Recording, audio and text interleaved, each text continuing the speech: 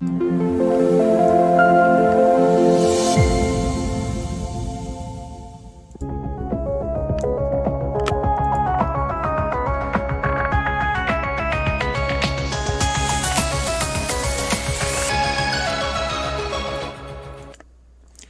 is Justin Case of American Newscape, joining our friend and media personality Linda Summers back for the premiere installment of America Awesome. And how do I say back for? Because Linda's been with us back when we were just an infantile little channel. So, hello, Linda. Hi, Justin. How are you? Good. Great Welcome to be back. Yeah, it is great to have you back. And we're gonna tackle this timid subject: conscious living, a necessary aspiration. So, Linda, what's happening? Well, conscious living, I feel we all should be living consciously. And what do I mean by that? I mean at being present in every moment, whether you're eating, whether you're with somebody, whether you're driving, which you always should be, but a lot of people aren't because they're kind of distracted with other things sometimes. So I just feel it's really important because when we're present, then we allow, like with our food, we allow to have this, we can taste the flavors and we can taste our food, and we're going to be able to digest our food because we're not going to be eating so fast that, that we don't really get a chance to digest. And then if you're with somebody, I feel it's really important to be present. So when you are conscious living, you're living consciously in every moment and every day. Well, it's kind of like that stop and smell the roses. It's, be where you are. I mean, be conscious. Everything, family, relationships, work, you name it. Well, that's great, Linda. What tools do you have for us to enhance our conscious living skills? Well, first it's awareness that you're not even being conscious. So if you find yourself, like it's really paying attention, when you find yourself drifting off, if you're listening to somebody and you're in a conversation, but you're not really listening, you are not really present, then the awareness that you catch yourself and you're like, oh, I'm not really present with this person. Because people can tell when you're not present. People can tell when you're not really listening. And so if you can really become aware, and awareness is the first in anything that you're doing, whether it's self-development, any kind of growth that you're doing, it's always being in awareness is the first step. So if being in awareness that you're not listening, you're not paying attention to your driving, or you're not, even when you're walking, a lot of us, and I have done this myself, my head is down in my phone, right? I'm looking at my phone and I run into a sign, right? So, I mean, if we're just not really living consciously, things like that can happen. And, I know somebody else who stepped off of a sidewalk and she broke her ankle. So it's things like that you really want to be paying attention. So awareness is one, and then catching yourself. And whether it's when you're eating, with your business partner, with driving, it doesn't matter where you're at. What if you're meditating? It's just everything that we do in life that we want to be in awareness and paying attention to what's in front of us. Well, it makes perfect sense. And, it reminds me, more so for the ladies than for the gentlemen, but you need to be conscious of what's around you and your surroundings when you're walking through the parking lot, who's around you, who's approaching you, in case there's a present danger of some sort. Yes. It was that Yes, old fight or flight, and you need to be aware. You need to make those decisions and be ready for what's coming on. And that would be, I would think, one of the most important aspects. But, I think we're all guilty of having too much on our plates at times, thinking about the office while we're out to dinner, and shame on us. Shame on us. It's like live in the moment. Just live in that moment. Yeah. And that's another thing too, I think is really important. When you live consciously, it's a good point that you are living in the moment, because the moment is all we have, right? We can't get back moments. That's the moment that we have. And so if you're with somebody, if you're with your, food or relationships or out in nature, wherever you're at, it's really, just being in the moment at that time. And, like I said, you can't get moments back. So it's really important to be present and be in that moment. And that's another good point too. I think that especially as women, and I've been guilty of this myself as well, that not paying attention to my surroundings. And my sons are the one that actually pointed that out to me. And when they did, I really started paying more attention. I can be present in other moments, but those I was just like, kind of just going about my business and, looking where I'm going and doing things like that, but not really paying attention to the surroundings around me. So that's a really, really good point as well. Well, it's kind of like, my wilderness experience, and I spent a lot of time in the wilderness, but I was the type of person that could walk around that tree and be lost. Yeah, well, and the reason was I was paying attention to the squirrel. So I hadn't prioritized what I needed to be paying attention to. I always found my way back, but I always had those moments in time where I don't know where I am, or more importantly, I don't know how to get back to my vehicle. right. Yeah. And that's another good point too. And I think too, I feel that when we are present, especially with ourselves, right, then it's always about going within anyway. So when you're present, you're with yourself, you're with that person. But when we go within, we can actually, and when we're in that present moment, living in that moment and being in that awareness, we are able to hear source ideas. We get ideas, messages, whatever that is for somebody, right? You can get actually information and knowledge when we are present. So that's another really benefit of living consciously and being in the present moment and being present with yourself. Well, yeah, and it is important. And, I've always tried to start my day with thinking of the positives. Mm-hmm. And the reason I do that is to carry that throughout my day. So that's the other aspect, is trying, doing an assessment, remembering what I have to do that day and get after that, because that's all, it's being in the present, and those tasks are one after another. Particularly for men, we can't multitask. I mean, I don't care what people say, we can't multitask. We were the ones that, were distracted by Halley's Comet for 2 weeks. It's Halley's Comet. I can't think of anything else. Women, on the other hand, aren't afforded that luxury. Right. No, that we can definitely multitask for sure. And I think that's important too, that you just brought up as well, is that however you start your day, if you get up on the wrong side of the bed and you're grouchy, everything else, unless you shift that, and again, that's, being in awareness and living consciously, being aware, I'm, aggravated about something. So what am I aggravated about? Like, what's going on here? And really asking yourself, did I not sleep well? Did I not have enough food? Do I need my coffee or whatever it is? Because your day will continue to unfold however it is that you wake up. So with you waking up positive and making an assessment of what you have to do for the day, your day is set to become positive. And you may have something that comes up that may kind of throw you off center. And so when that happens, then you look at that in the situation, you're like, okay, was I not being, consciously, present? Or was I distracted? Or, what was it that, and why did that throw you off track?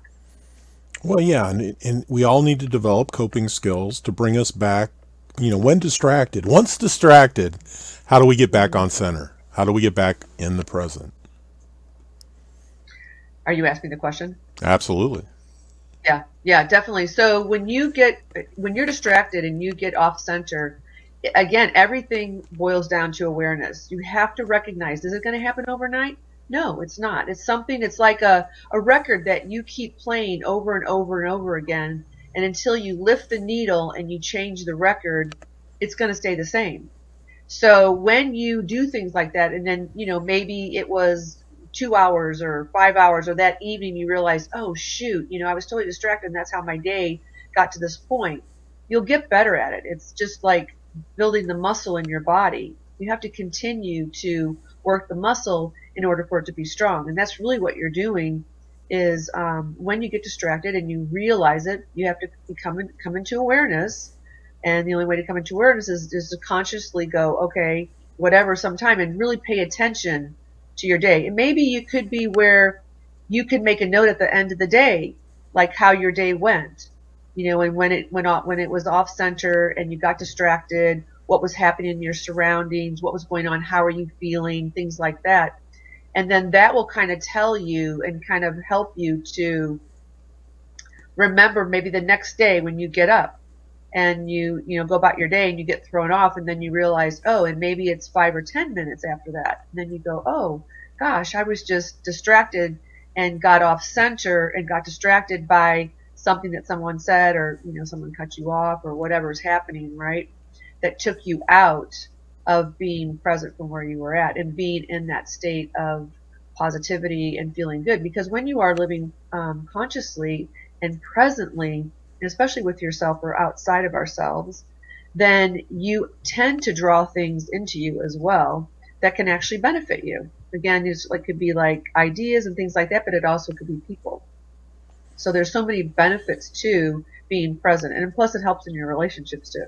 Whether it's an intimate partner or whether it's a friend, your children, especially children.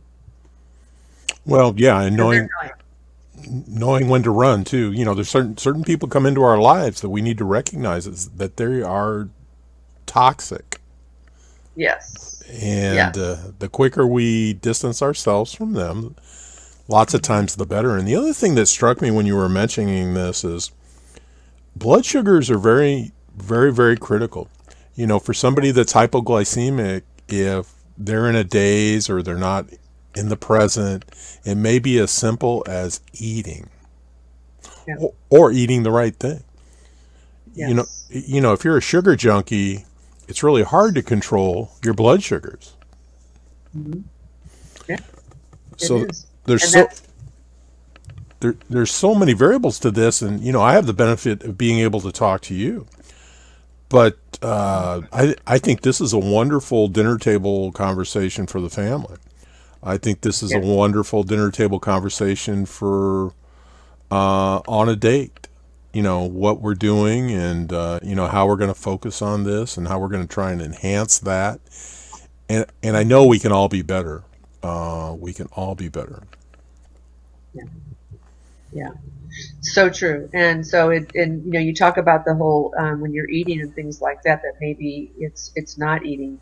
Stress, will totally take you off if something's going on in your life, and is to recognize. I feel like everything is for our growth and evolution. So whatever's being brought to us, this is my belief. Whatever's being brought to us is for our growth and evolution.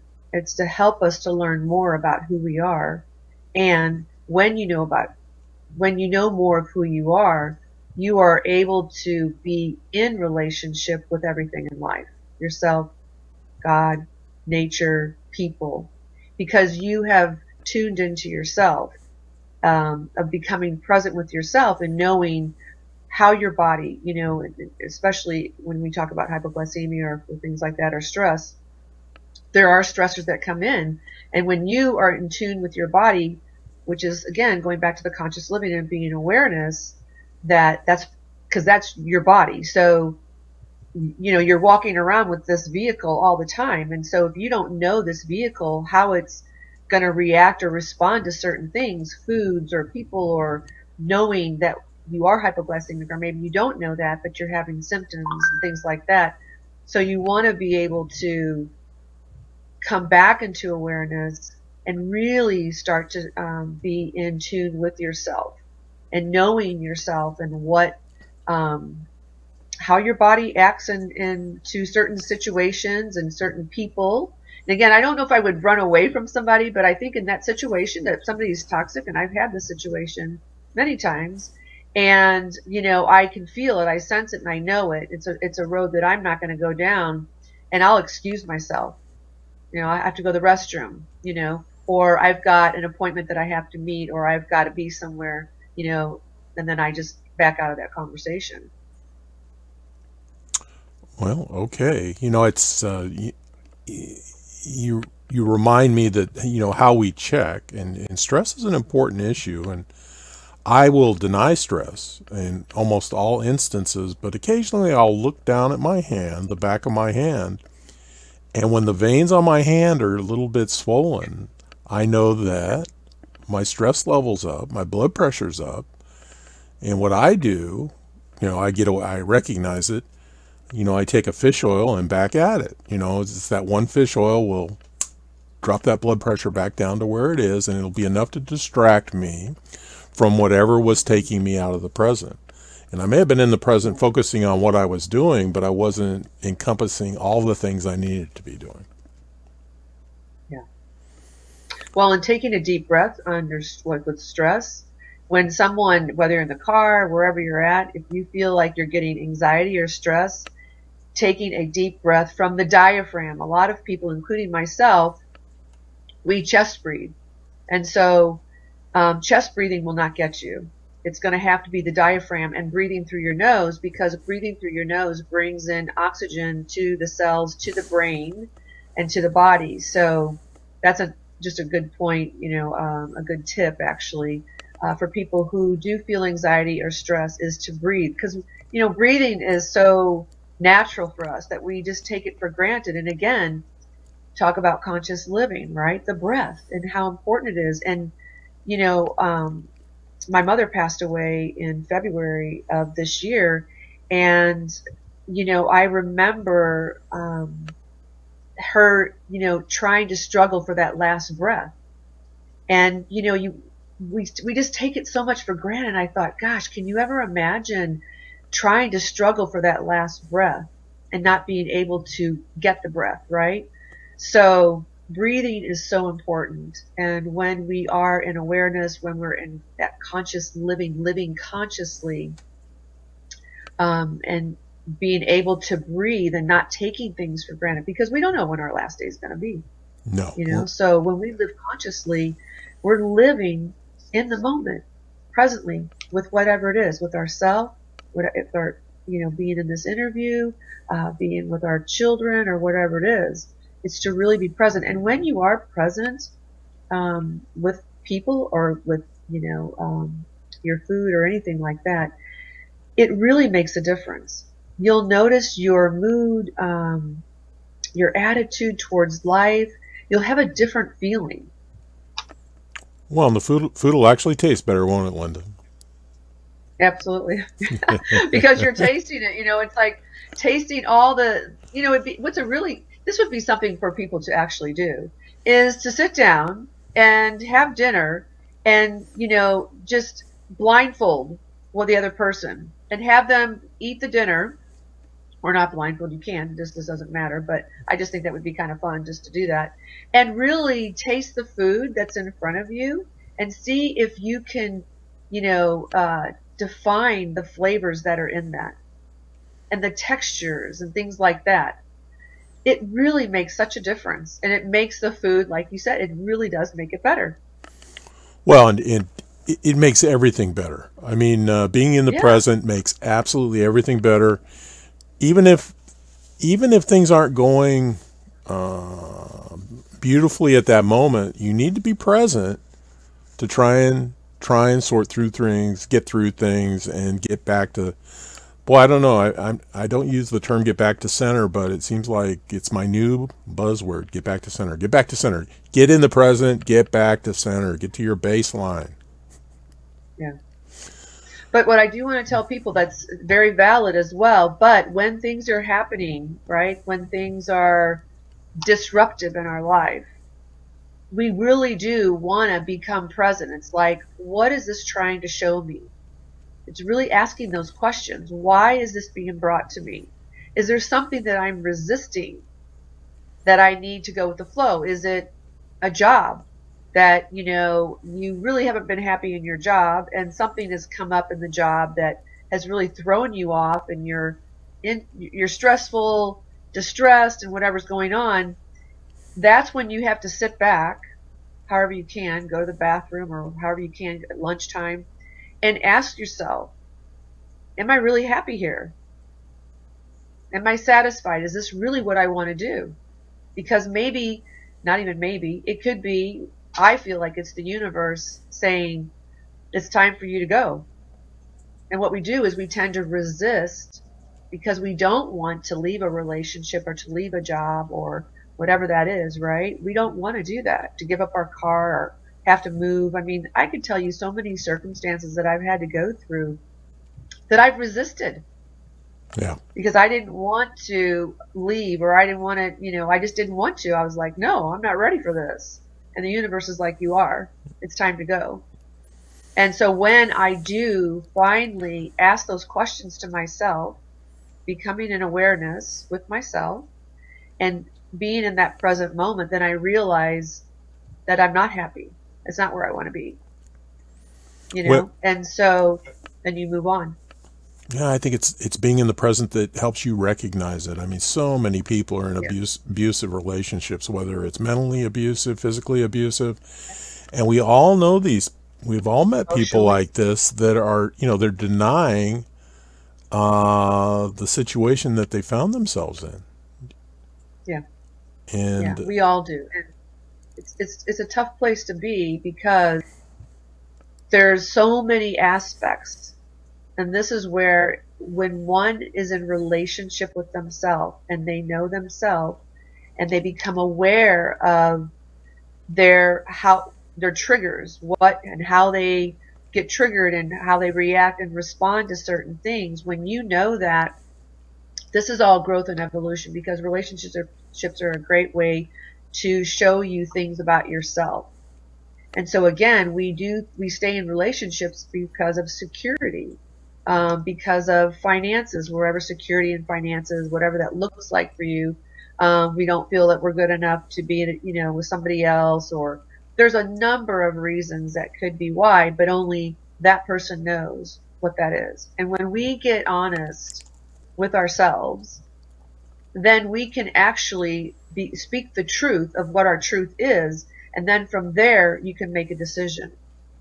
But most of the time, people will make the decision to stay because it's easier to stay and be in a pain than it is to go off and in the unknown and be in pain because you're in the unknown.